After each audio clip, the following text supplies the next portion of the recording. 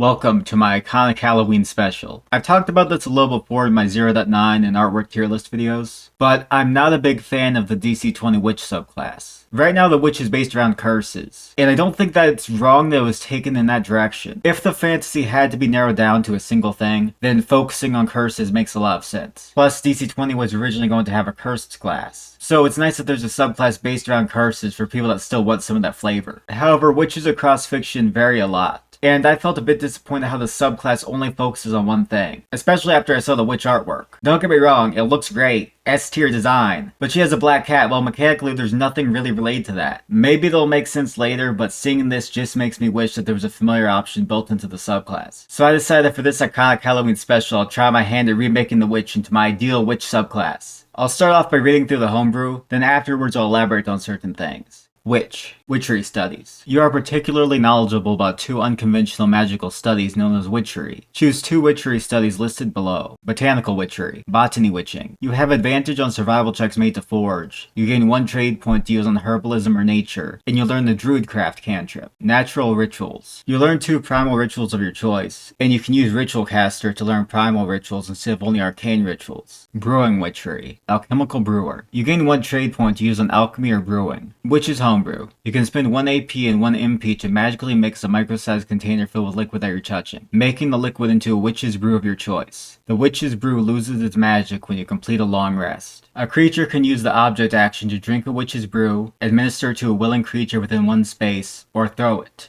A creature that consumes a witch's brew or has a thrown on them must make a repeated might or charisma save against your save DC. Save failure. The target is subjected to the witch's brew effects for 10 minutes. Witch's Brews. Bewitching Brew. The target becomes charmed by a creature of your choice for the duration. Laggard Brew. The target becomes slowed for the duration. Vermin Brew. The target can't speak, and if its size is large or smaller, its size decreases by 1. Its size decreases by 1 again at the end of each of its turns for the duration until it's tiny. While tiny, you can choose for the target to take the appearance of a tiny animal, such as a rat or toad. Coven Witchery. Personal Coven. You are a member of your own coven. You can spend 1 minute to add a willing creature within one space as a member. The coven can have up to 13 members at a time, including yourself. At any time for free, you can remove another member from your coven, or another member can remove themselves. If another member is dead for more than 8 hours, they are removed from the coven. And if you're dead for more than 8 hours, the coven is disbanded. Once per 10 minutes. When 2 or more coven members participate together in combo spellcasting or a spell duel, a d4 is added to their highest spell check. Additionally, coven members have advantage on awareness and survival checks made to find each other. Shared Power of the Coven. After you use Mana Limit Break, up to 3 other different coven members can choose to add a d4 to one attack check or spell check they each make within 1 minute. Cursing Witchery. Curse Expert. When you learn a new spell, you can choose any spell with the curse spell tag. Additionally, you have advantage on saves against curses. Curse Initiated. You learn 1 cantrip and 1 spell with the curse spell tag. Spells with the curse spell tag count as being part of your chosen spell school for the purposes of your spell school initiate feature.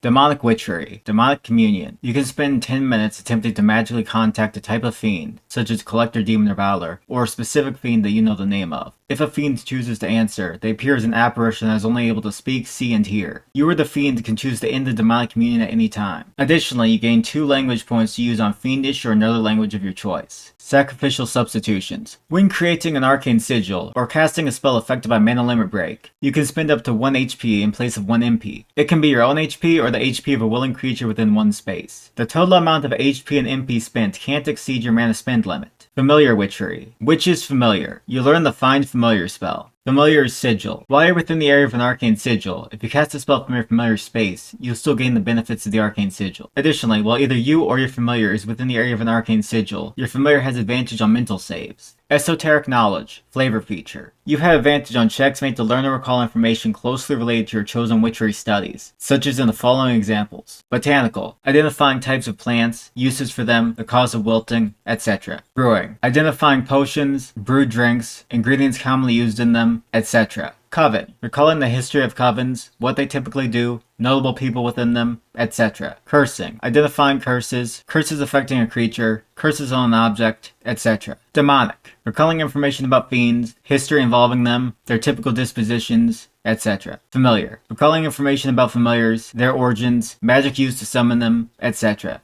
And that was the homebrew. I hope you liked it. Now I'll elaborate. I won't go into detail about most things, just certain things I think people will be curious about. Although if you have any questions or are curious about anything that I don't mention, feel free to ask in a comment and I'll get back to you.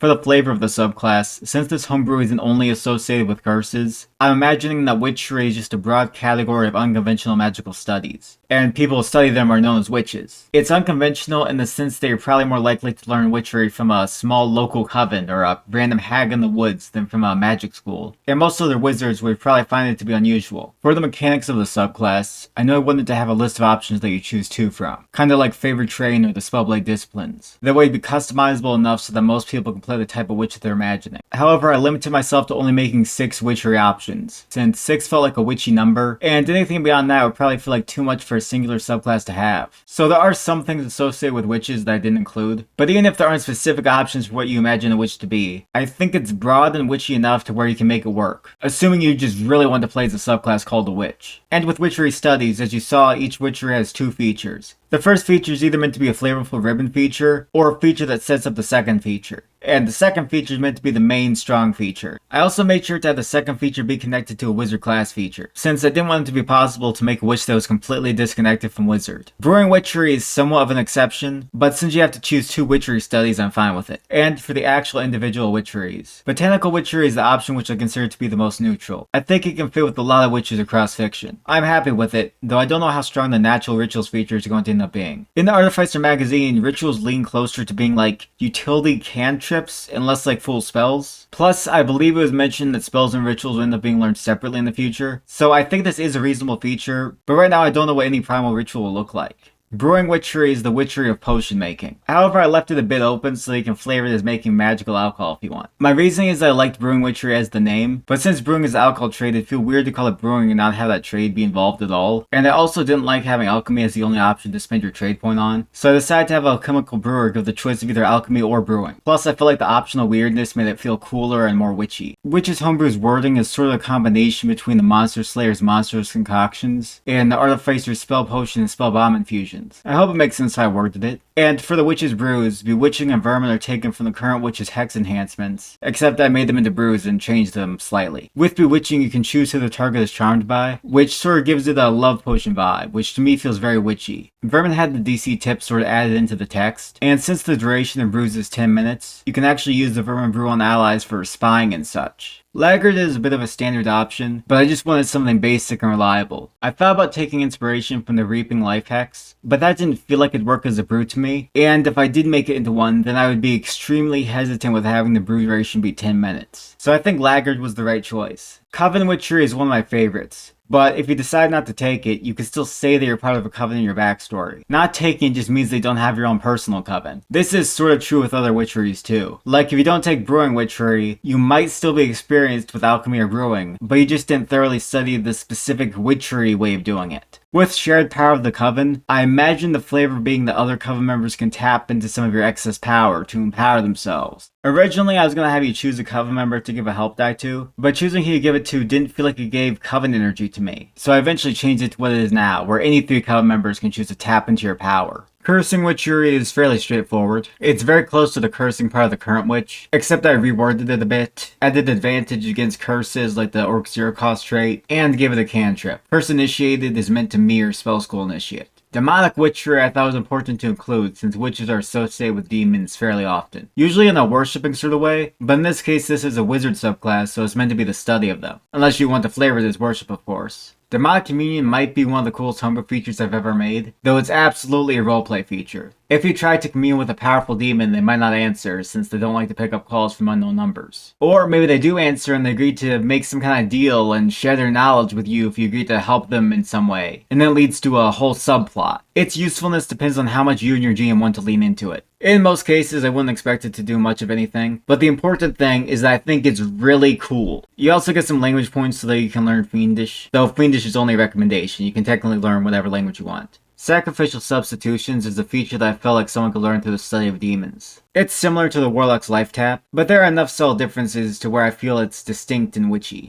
I like the imagery of cutting you or your ally's hand and making a circle of blood around you to form a sigil. Or you could just flavor it as a life force thing. But if I was playing this, I'd flavor it in a cool and edgy way. Familiar Witchery lets you have a black cat. Or whatever else. It could be a little imp or something. It's based around the Find Familiar spell, kind of like the Warlock's Pact Familiar in that way, but besides that it's very different. Familiar Sigil allows you to benefit from the arcane sigil you're standing on, even when casting a spell from your familiar space. Normally you wouldn't benefit since Find Familiar Spell Delivery says that you cast a spell as if you're standing in your familiar space. And if you're standing in your familiar space, then you wouldn't benefit from the arcane sigil in your own space. I think. There's a slight chance I misread that interaction, though I'm pretty sure that's how it works normally without this feature. Your familiar also gains advantage on mental saves. This is due to the enhanced magical connection, empowering their mental fortitude. Also, I just wanted a nice passive feature. And finally, Esoteric Knowledge, the flavor feature. It's meant to be somewhat vague, but I listed examples so people know the scope of what each witchery is supposed to encompass. I didn't want someone to think that by taking Botanical Witchery, they would have advantage on all nature checks or something like that. So I hope it's clear what it does. The only potentially unclear thing I can think of is with Demonic and Familiar Witchery, since I did intend for it to interact with something like Analyze Creature. So if you're analyzing a fiend or a familiar, you are meant to have advantage. Now, that was all the features. At later levels, I'm not sure what this witch would get. It'd probably just be upgrades to each witchery, but it could be a generic feature like Witching Hour. You can choose a witchy feeling spell and it's slightly better. I don't know. I'd have to see how other subclasses are handled, and I'm not sure if I'll be updating this in the future anyway. Maybe after next Halloween, maybe after DC20 releases, or maybe I won't feel the need to then.